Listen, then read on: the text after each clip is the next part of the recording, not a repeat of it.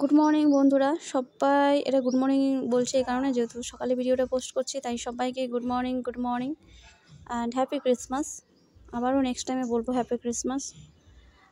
জীবনে সব কিছু ভুলে যাও, নতুন করে জীবন সবাই শুরু করো। নতুন বছর আর কটা দিন, মানে 4-5 দিন পরেই নতুন জীবন, আমরা নতুন বছর পাচ্ছি। আগে যা করেছো সব কিছু ভুলে যাও আর সবার কাছে ক্ষমা চাইছি, সরি। তো সত্যি বলছি, কি বলবো তোমাদেরকে, কথাগুলো গুছিয়ে কতখানি বলতে পারবো জানি না। আমি মন থেকেই বলছি যে সত্যি তোমাদের কাছে ক্ষমা চাইছি এবং সবার কাছে ক্ষমা চাইছি। পিতার কাছে আমরা সবাই এসেছি, মন থেকে ক্ষমা চাইছি।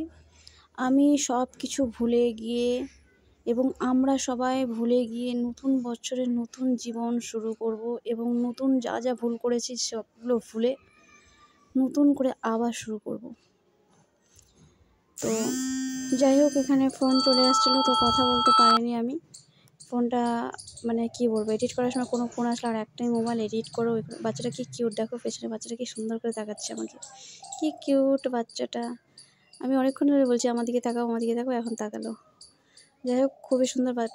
পিতাও তাকে আশীর্বাদ করে দিয়েছে, সে পিতার কাছে এসেছে তার মনের ইচ্ছা। আর এখানে তোমাদেরকে তো প্রথমেই বললাম, জানি না এই কথাটা দুবার হচ্ছে নাকি, তুলসীপাড়া রায়গঞ্জে থাকে মেয়েটি। তো এই ঠান্ডার মধ্যে এত কষ্ট করে যাচ্ছে, তার কোনো মেন্টালি প্রবলেম, তার ফ্যামিলির জন্য বা কোনো কারণে সে তার এরকম পথটা হয়েছে। তো যাই হোক, আমি কেক দেওয়ার চেষ্টা করছিলাম 25শে ডিসেম্বর, দিতে পারিনি। তো খুব কষ্ট লাগছিল, কারণ আমি একাই সামাল দিতে পারবো না, সে পাথর ছুঁড়ে মারছিল আমাকে। তো তোমরা আশেপাশে যারা আছো, তুলসীপাড়া রায়গঞ্জ, তুলসীপাড়া যারা ভিডিওটা দেখবে, প্লিজ তাকে কিছু ঠান্ডার সোয়েটার বা কিছু জিনিস দিয়ে যেও। আর তাকে কিছু বলার জিজ্ঞাসা করার চেষ্টা করছিলাম, সে উত্তর দিয়েছিল কিন্তু তার কথাগুলো আমি বুঝতে পারলাম না, আর সেও জানে না যে আমি কি উত্তর দিচ্ছি। যাই হোক, তো তোমরা আশেপাশে যারা থাকবে কিছু দিয়ে যাবে এই ঠান্ডার মধ্যে। সে তার ডিউটি করছে, তোমরাও আমাদের মানুষ, আমরা একটা কর্তব্য, ডিউটি করতেই পারি। তো যার যেটা সামর্থ্য দিয়ে যাবে তাকে। তো নেক্সট চলে আসলাম। তো যে কোনো প্রোগ্রামে গেলে কোনো না কোথাও প্রোগ্রাম নাচ হয় বা গান হয়, আমি সেগুলো দেখতে খুব ভালোবাসি আর মন প্রাণ জুড়ে দেখি। আর মেয়েটা খুব সুন্দর ভাবায়া গান করছিল, আমি গানটা নিতে পারলাম না, কারণ একটু আগে ভিডিওটা পোস্ট করলাম, কপিরাইট পড়ে গেছিলো, কোম্পানি কপিরাইট দিয়ে দিয়েছিলো। আর আমি কষ্ট করে ভিডিও করবো আর কপিরাইট পড়ে যাবে, ওই ভিডিও তো আমি রাখবো না। তাই জন্য গানটা আমি একেবারে মিউট করে দিলাম। তারপরে আমি কি বলবো আর, তারপরে নেক্সট সবাই যে যার মতো আসছে। আর আমিও এটা যাওয়ার পথে বোধহয়, ঠিক ভিডিওটা দেখে বুঝতে পারছি না, বা আসার পথে, যাওয়ার পথে যখন ঢুকছিলাম তখন পুরো রাস্তাটা এত সুন্দর, এত ভিড় দেখতে ভালো লাগছিলো, জমায়েত দেখতে ভালো লাগছিলো। মনে হচ্ছে যেন বাড়িতে থাকলে একা একা ভালো লাগে না, যখন বাইরে বেরোয়, যখন সবাইকে, সব লোকজনকে দেখি ভিড়ের মাঝে, মানে সব টেনশন দূর হয়ে যায়, সব কিছু নিজেকে ভালো রাখে। একটা কথা, সত্যি কথা, আমি ছোটোবেলা থেকে দেখছি, বাড়িতে যখনই তুমি একা থাকো বা ফ্যামিলির মধ্যে থাকছো, হয়তো ভিড়ের মাঝে একটু বাড়িতে কিছু না কিছু একটু হলো, বাড়ির বাইরে যখন বেরিয়ে যাবে, পৃথিবীর আলোকে, পৃথিবীর মানুষজনকে যখন দেখবে, সব কিছুই না মানে শান্তি লাগবে।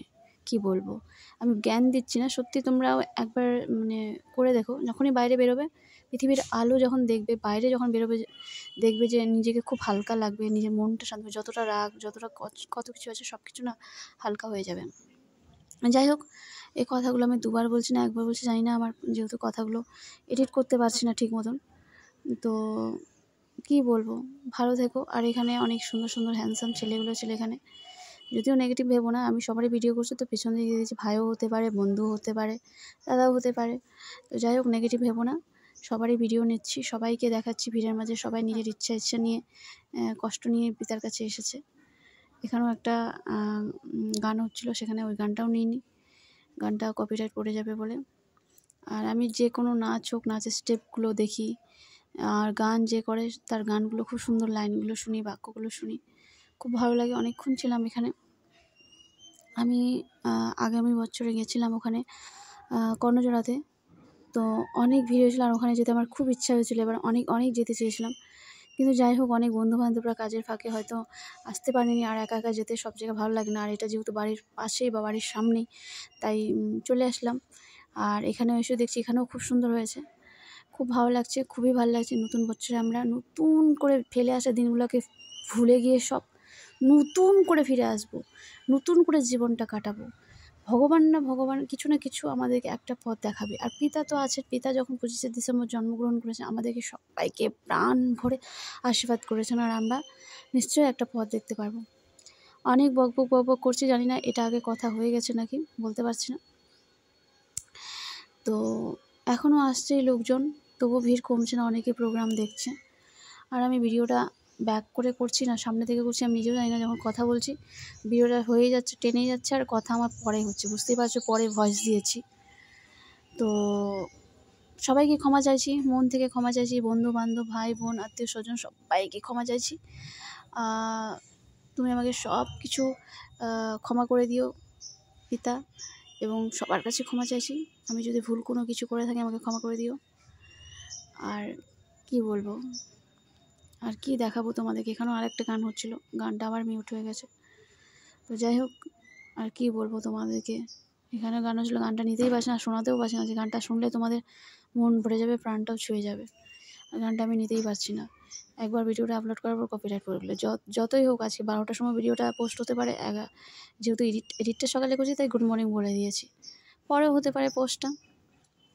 তো তোমরা সবাই ভিডিওটা দেখো, আর তোমরা কেমন আনন্দ করেছো, কোথায় কোথায় হ্যাপি ক্রিসমাস পালন করেছো সেগুলোও আমাকে কমেন্ট করে বলো।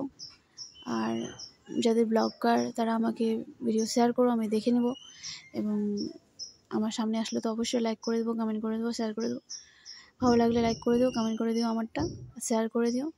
সবাই সুস্থ থেকো, ভালো থেকো, নিজের মতো জীবন কাটাও। আর আসছে বছর, এই বছরে যেন নতুন করে একটা পথ আমরা বেছে নিতে পারি। Thank you so much.